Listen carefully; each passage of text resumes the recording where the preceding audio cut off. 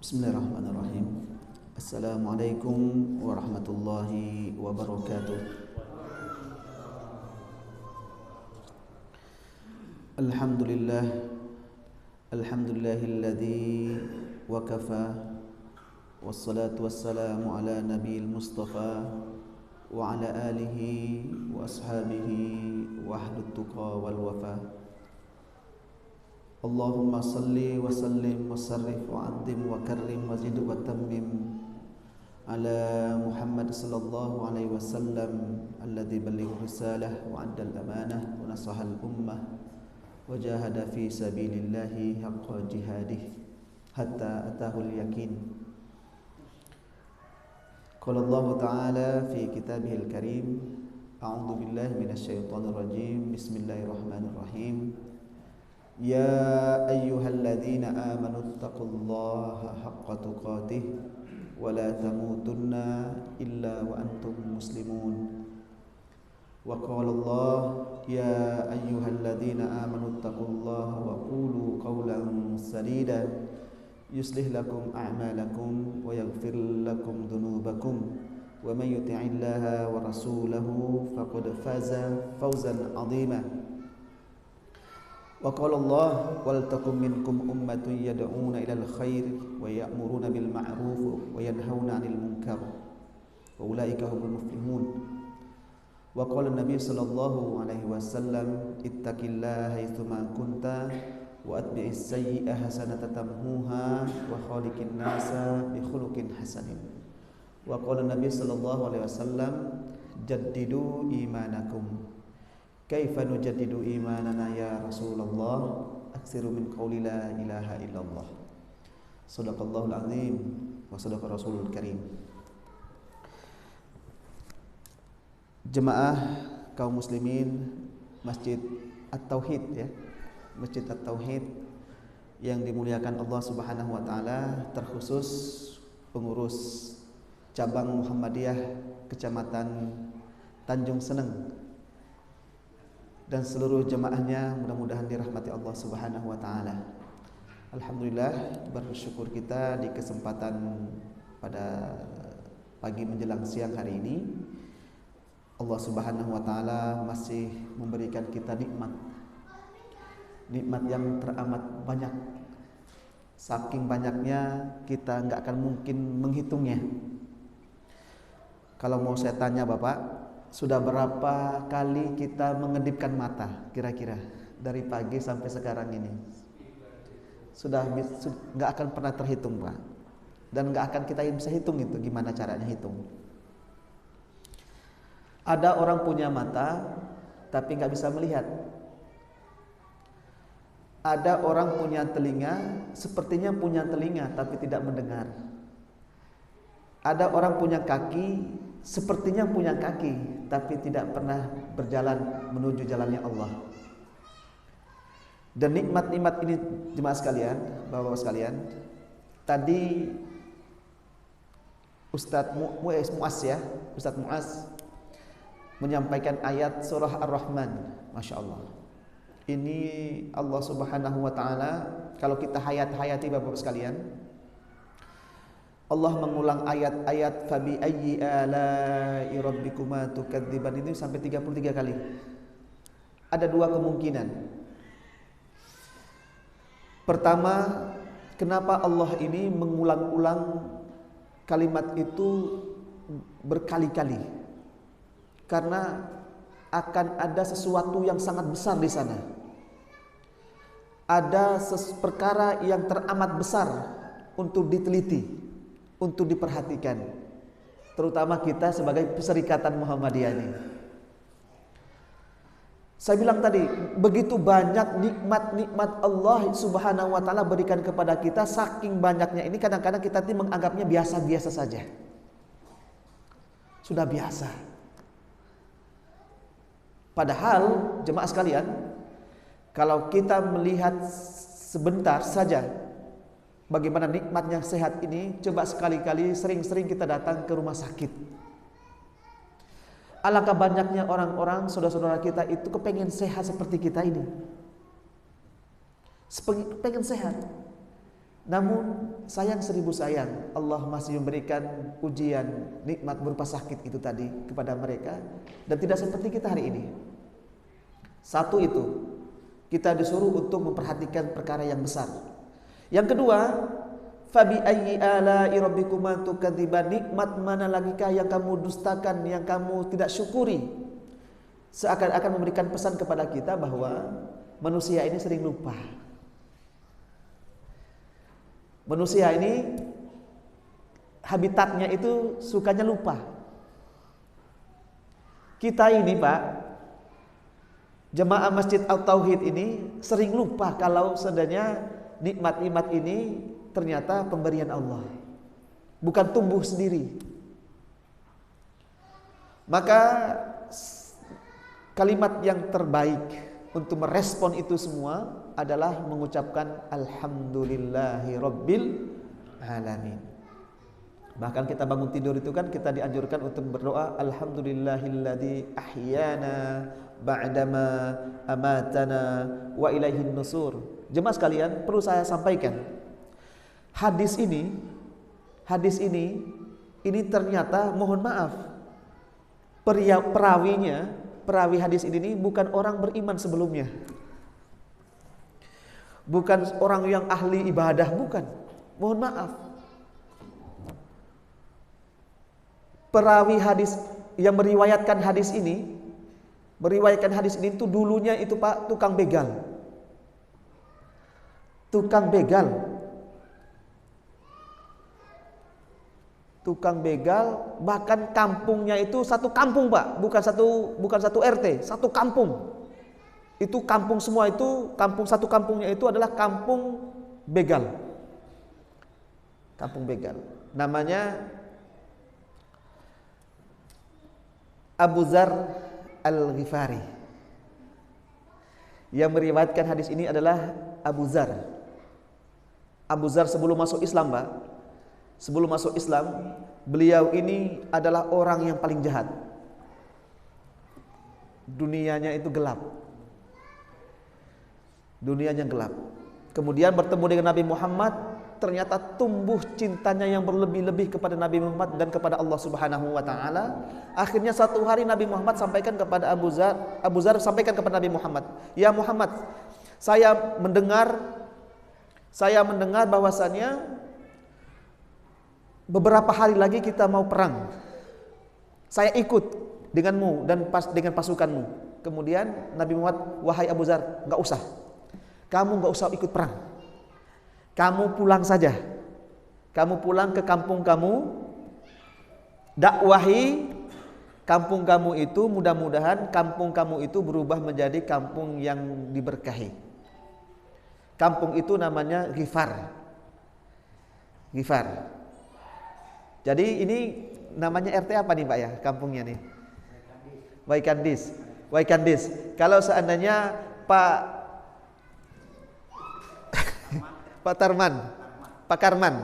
Karman kepengen, umumnya Pak Karman itu sudah terkenal begitu ya, kemudian melekatkan sesuatu kepada dengan kampungnya, maka Pak Karman Waikandisi.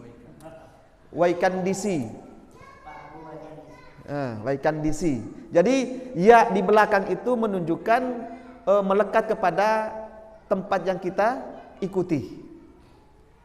Contoh, Ustadz Ridwan tinggalnya di Waikandis, Ustadz Ridwan Al-Waikandisi begitu. An-Nawawi, Al-Bantani, nah itu dia. Kemudian apalagi Al-Ghifar itu tempatnya, kampungnya. Kemudian namanya adalah Abu Dzar Al-Ghifari. Nah, contoh yang lain ini, kita belajar bahasa Arab sedikit Pak ya. Al-Quran. Tapi Al-Quran saya namanya Al-Qurani. Ada ya-nya di belakang. Kemudian hatif. Hatif itu HP atau telepon. Kalau HP saya namanya hatifi. Nah, sekarang kita belajar lagi Pak. Masjid. Masjid kita namanya Masjiduna, tapi kalau masjid saya Masjidi, Masjid Nabawi. Muhammad, kalau ada pengikut Nabi Muhammad namanya Muhammadi. As-Syafi'i, Muhammadi, Nahdiyin. Pengikutnya itu namanya Nahdiyin. Muhammadin. Jemaah sekalian, itulah sedikit memberikan informasi kepada kita bahwasanya ternyata hadis tadi itu ternyata bisa saja orang yang tadinya kita anggap sesuatu yang di luar dari ekspektasi kita, di luar dari prasangka kita, ternyata bisa menjadi seseorang. Kenapa? Mengalami hijrah yang luar biasa. Mengalami hijrah yang luar biasa.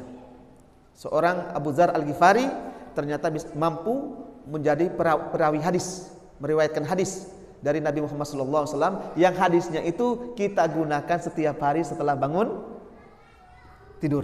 Alhamdulillahilladzi ahyana ba'dama amatana wa ilaihin nusur.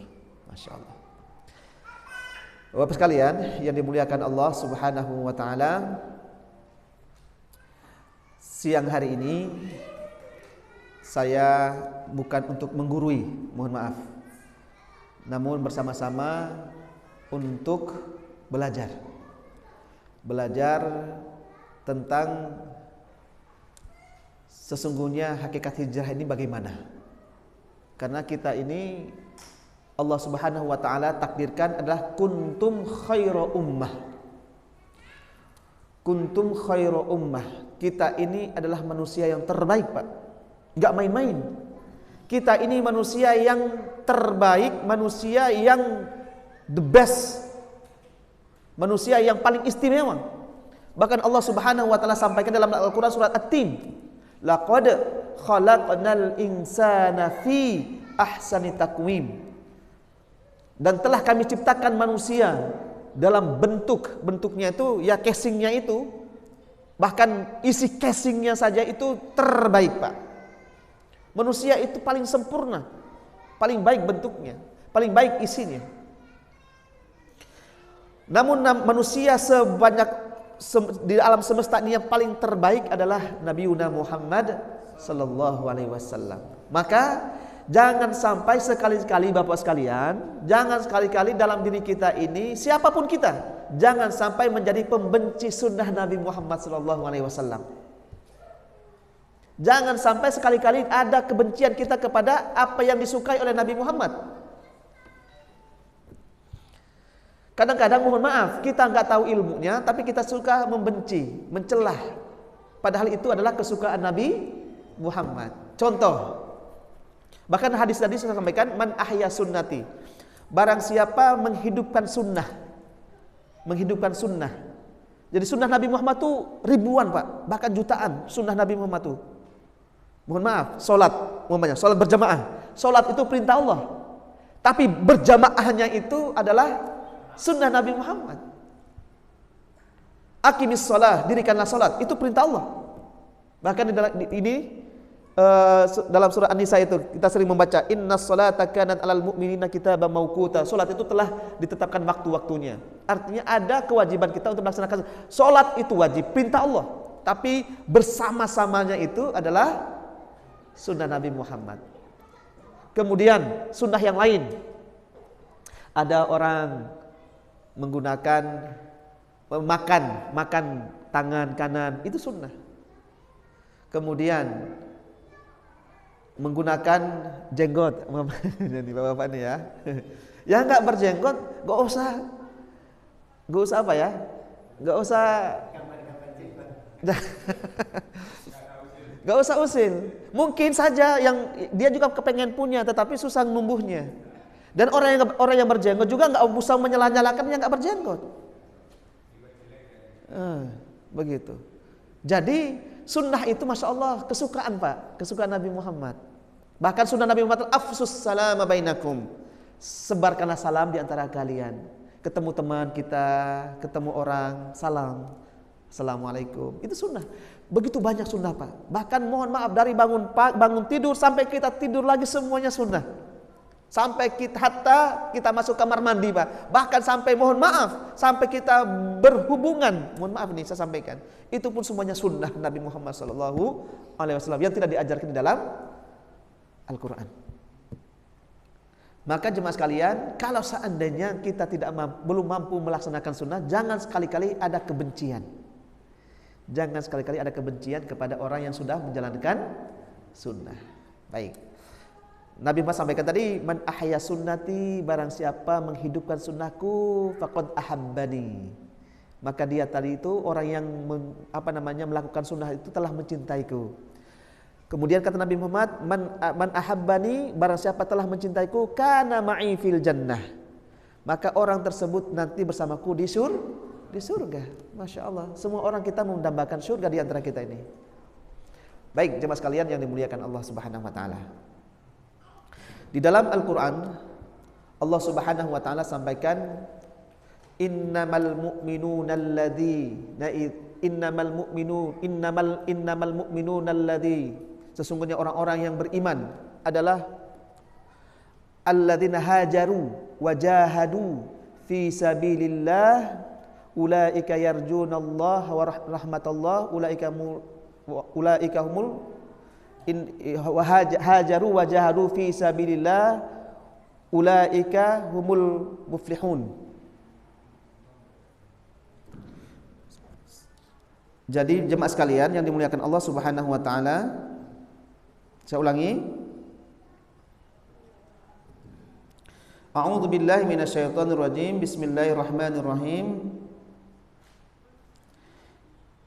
Orang-orang yang beriman, yaitu orang-orang yang berhijrah. Hijrah itu apa ininya? Maknanya adalah orang-orang diambil dari kata hajara yuhajiru. Hajara yuhajiru, memutuskan atau pindah. Memutuskan atau pindah. Artinya pindah, memutuskan, berlandaskan, rujukannya adalah apa yang dilakukan oleh Nabi Muhammad SAW. Bahkan Nabi Muhammad SAW sampaikan, innamal muhajirun, orang-orang yang berhijrah, man hajara, yang berhijrah, yang bersungguh-sungguh hijrah, berpindah, manahallahu alaih, yaitu orang-orang yang hijrah yang berusaha untuk meninggalkan apa-apa yang dilarang oleh Allah Subhanahu wa taala. Ini esensinya jemaah sekalian. Kita lihat sekarang hijrah Nabi Muhammad ini, sebelum kita sampai ke hijrah jemaah sekalian, kita lihat bahwasannya Nabi Muhammad SAW melakukan dakwah yang luar biasa selama 13 tahun di kota Mekah. 13 tahun, Pak. 13 tahun di kota Mekah. Kemudian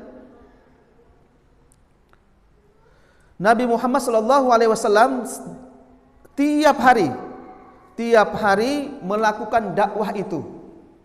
Melakukan dakwah itu hari-harinya, tidak pernah berhenti sekalipun untuk menyampaikan apa?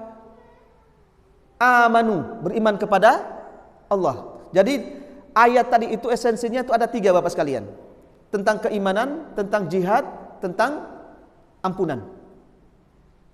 Jadi orang-orang yang berjuang tadi jemaah sekalian, itu pertama adalah Nabi Muhammad SAW ingin menyampaikan pesan kepada kita sekalian bahwasannya kita ini sebagai organisasi perserikatan, orang-orang yang ada di Muhammadiyah, itu hari-hari kita sejatinya berpikir seperti pikirnya Nabi Muhammad, bertindak seperti tindakannya Nabi Muhammad. Apa itu? Menyampaikan risalah. Apa yang disampaikan Nabi Muhammad? Amanu, beriman kepada Allah. Jadi yang disampaikan Nabi Muhammad itu jemaah sekalian itu adalah menyampaikan nilai-nilai atau amanat dari Allah Subhanahu wa taala, beriman kepada Allah saja. Nah, ini sekarang kita lihat. Beriman kepada Allah saja. Tu'minuna billah, beriman kepada Allah.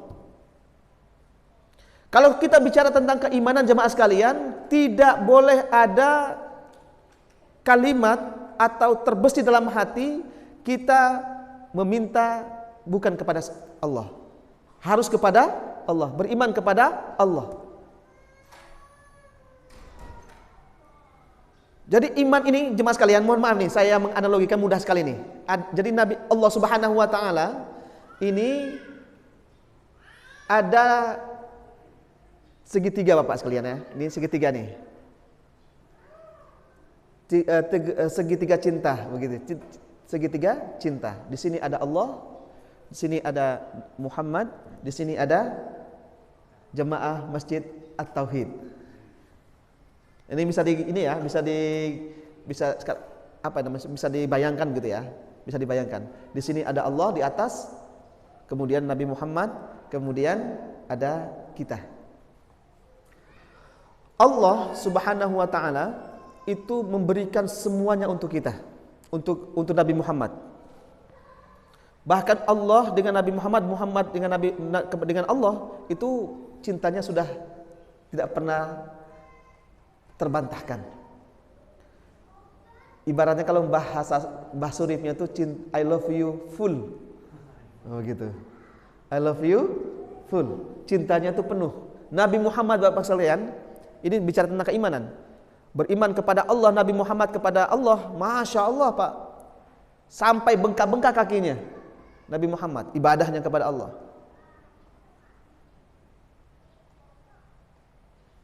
Jadi Nabi Muhammad cintanya kepada Allah, keimanannya kepada Allah itu sudah klop.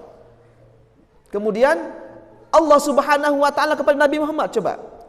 Cintanya Allah kepada Nabi Muhammad, mohon maaf jemaah sekalian, saya sampaikan, Al-Qur'an ini hampir beberapa surat di dalam Al-Qur'an ini ternyata Allah Subhanahu wa taala memberikan ekspresi cintanya kepada Nabi Muhammad. Contoh Surat Yasin. Surat Yasin itu adalah panggilan khusus Allah untuk Nabi Muhammad. Ada Muhammad, kemudian Al-Muzammil, Al-Mudassir. Dan itu semua adalah nama-nama Allah, nama-nama pemberian Allah kepada Nabi Muhammad, panggilan-panggilan Allah kepada Nabi Muhammad jemaah sekalian. Tentang keimanan, Masya Allah. Kemudian Allah Subhanahu wa taala tidak berhenti di sana. Ketika Allah Subhanahu wa taala menyampaikan cintanya kepada Nabi Muhammad, Allah mengajak seluruh malaikat-malaikatnya. Innallaha wa malaikah yusalluna 'alan nabi ya ayyuhalladzina amanu sallu 'alaihi wa sallimu taslima. Allah dan para malaikat itu berselawat kepada Nabi Muhammad. Jadi jemaah sekalian, ternyata Allah dan Nabi Muhammad, Muhammad dengan Allah Subhanahu wa taala pencipta kita semua ini ternyata sudah klop. Kemudian Nabi Muhammad dengan kita sekarang. Allah dengan Nabi Muhammad dengan kita. Masya Allah, cintanya Nabi Muhammad dengan kita itu luar biasa Pak. Allah dengan kita juga luar biasa. Hari-hari kita ini saya bilang tadi itu, ternyata Allah Subhanahu wa taala memberikan begitu banyak nikmatnya untuk kita. Kemudian Nabi Muhammad kepada kita juga demikian. Bahkan sebelum Nabi Muhammad meninggal, Nabi Muhammad juga pernah mengatakan kepada kita semua kesan-kesan pesan-pesannya apa? Ummati as-shalah as-shalah. Masya Allah. Sebelum meninggal Nabi Muhammad juga masih mengingatkan Nabi kepada umatnya. Jemaah sekalian yang dimuliakan Allah Subhanahu wa taala, maka keimanan inilah kepada Allah Subhanahu wa taala ini harus kita sampaikan. Kemudian bagaimana perserikatan kita di Muhammadiyah ini, bagaimana kita mengekspresikan, mencoba untuk menangkap sinyal dakwah ini, apa yang harus diperbuat oleh Muhammadiyah. Maka hari-hari kita itu jemaah sekalian, bagaimana kita memikirkan dakwah ini harus tetap berjalan. Apapun resikonya Pak.